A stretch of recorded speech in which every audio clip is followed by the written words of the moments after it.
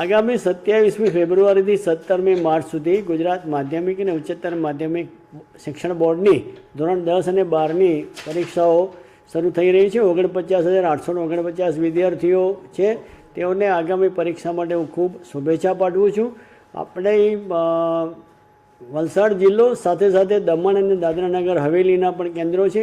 55 આપણા પરીક્ષાના કેન્દ્રો છે અને આપણા 151 બિલ્ડિંગ છે। આ 151 બિલ્ડિંગમાં વલસાડ જિલ્લાના 120 બિલ્ડિંગ છે અને 31 બિલ્ડિંગ દમણ અને દાદરાનગર હવેલીના છે। પરીક્ષા માટેની તમામ વ્યવસ્થા ગોઠવાઈ ગઈ છે। પોલીસ બંદોબસ્ત, જરૂરી જાહેરનામા, સ્ટાફની તાલીમ, સ્ટાફની વ્યવસ્થા, સીસીટીવી કેમેરા, એ તમામ વ્યવસ્થા ગોઠવાઈ ગઈ છે। વધુમાં અમારે ડીઓ કચેરીએ આ વખતે પણ એક વધારે એક ઇનોવેટિવ પ્રયોગ કર્યો છે। દરેક સ્કૂલ બિલ્ડિંગનું આપણે લોકેશન મળી રહે વિદ્યાર્થીઓને ઇઝીલી, એના માટે QR કોડવાળી એક પુસ્તિકા અમે બહાર પાડી છે। અમે સોશિયલ મીડિયાના માધ્યમથી પણ આ જે QR કોડવાળી પુસ્તિકા છે એને અમે સર્ક્યુલેટ કરશું, જેથી કરીને વિદ્યાર્થીઓને પરીક્ષા કેન્દ્ર શોધવામાં કોઈ મુશ્કેલી પડે નહીં। ફરીથી તમામ વિદ્યાર્થીઓને પોતાના જીવનમાં સફળતાના શિખરો સર કરે એ માટે અભ્યર્થના પાઠવું છું। સમગ્ર ગુજરાત રાજ્યમાં આગામી 27મી ફેબ્રુઆરીથી બોર્ડની એક્ઝામ શરૂઆત થઈ રહી છે।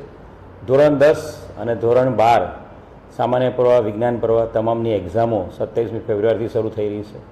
વલસાડ જિલ્લા ખાતે અને સંઘ પ્રદેશ એમ કુલ 151 જેટલા સેન્ટરો ઉપર કુલ મળીને 49,000થી વધારે વિદ્યાર્થીઓ આ બોર્ડની પરીક્ષાઓ આપવાના છે। બોર્ડમાં જે પરીક્ષાઓ આપનારા તમામ જે વિદ્યાર્થીઓ છે એ તમામ વિદ્યાર્થીઓ અને સાથે સાથે એમના વાલીઓને પણ હું ખૂબ ખૂબ શુભકામનાઓ પાઠવું છું। સમગ્ર વર્ષ દરમિયાન તમે જે શાળામાં તમે જે મહેનત કરેલી છે, અલગ અલગ વિષયવાર તમે જે અભ્યાસ કર્યો છે, એ અભ્યાસનું આ વખતે તમે પરીક્ષામાં તમે જે મહેનત કરી છે, તમારી મહેનતના અંતે તમે એને પરીક્ષામાં આન્સર સ્વરૂપે એને ઉતારશો। તમામ વિદ્યાર્થીઓ ખૂબ જ શાંતિપૂર્ણ રીતે પરીક્ષા આપી શકે એ પ્રકારનું આયોજન જિલ્લા વહીવટીતંત્ર માન્ય કલેક્ટર સાહેબના માર્ગદર્શનમાં ગોઠવવામાં આવ્યું છે। તમામ સેન્ટર ઉપર યોગ્ય રીતે બંદોબસ્ત ગોઠવવામાં આવ્યો છે। સાથે સાથે આજુબાજુના વિસ્તારમાં 100 મીટર વિસ્તારમાં ઝેરોક્સની તમામ દુકાનો ઉપર પ્રતિબંધ લાદવામાં આવ્યો છે। આ ઉપરાંત વલસાડ જિલ્લા પોલીસ, વલસાડ જિલ્લા વહીવટીતંત્ર દ્વારા સોશિયલ મીડિયાના માધ્યમથી તમામ વિદ્યાર્થીઓને કઈ વસ્તુઓ શાળામાં સેન્ટરમાં લઈ જવા પાત્ર છે અને કઈ વસ્તુ લઈ જવા પર પ્રતિબંધ છે એની પણ વિગતવારની માહિતી આપી દેવામાં આવી છે।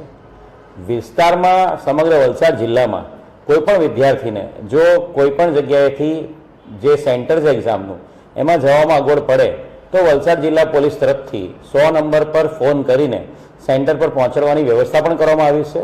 હું તમામ વિદ્યાર્થીઓને અને વાલીઓને નમ્ર અપીલ કરીશ કે કોઈપણ સંજોગોમાં આપનો દીકરો કે દીકરી જો શાળાએ સેન્ટર પર જતી વખતે જો મોડું થાય અને કોઈ સંજોગોમાં આપની બસ ચૂકી જાય કે કંઈ ચૂકી જાય તો તાત્કાલિક 100 નંબર પર ફોન કરો। અમારી પોલીસનું વ્હીકલ આપને સેન્ટર સુધી પહોંચાડવા માટે પ્રયત્નશીલ રહેશે અને આપને મેક શ્યોર કરશે કે આપ આપની પરીક્ષા ચૂકી જાઓ નહીં। ફરી વખત સમગ્ર વલસાડ જિલ્લામાં બોર્ડની પરીક્ષા આપનારા તમામ વિદ્યાર્થીઓને હું ખૂબ ખૂબ શુભકામનાઓ પાઠવું છું। આ બોર્ડની પરીક્ષા આપ્યા બાદ આપનું આગળનું ભવિષ્ય, ગ્રેજ્યુએશન તરફ જે ભવિષ્ય છે નક્કી કરી શકશો। આપના જે રુચિનો વિષય છે એ વિષયમાં આપ ગ્રેજ્યુએશન કરો એ ખૂબ જરૂરી છે, જેથી કરીને ભવિષ્યમાં આપની જે પસંદગી છે ગ્રેજ્યુએશન માટેની કે 11-12માં સાયન્સ, કોમર્સ, આર્ટ્સ માટેની એ પસંદગીના કારણે આપને અફસોસ કે વસવસો ના રહી જાય અને એક ગ્રેજ્યુએશનનું લેવલ, મિનિમમ ગ્રેજ્યુએશન લેવલ તમામ વિદ્યાર્થીઓ કેળવે, જેથી કરીને ભવિષ્યમાં ગુજરાત સરકારની જે તમામ સ્પર્ધાત્મક પરીક્ષાઓ જે આવી રહી છે, ક્લાસ 1, 2, ક્લાસ 3 તમામ સ્પર્ધાત્મક પરીક્ષાઓમાં જે મિનિમમ ક્વોલિફિકેશન ગ્રેજ્યુએશનનું છે એ તમે મેળવેલું હોય તો તમે સ્પર્ધાત્મક પરીક્ષાઓ પાસ કરીને ગુજરાત સરકારના વિવિધ વિભાગોમાં સરકારી અધિકારી કર્મચારીની નોકરી પણ કરી શકો છો। Thank you.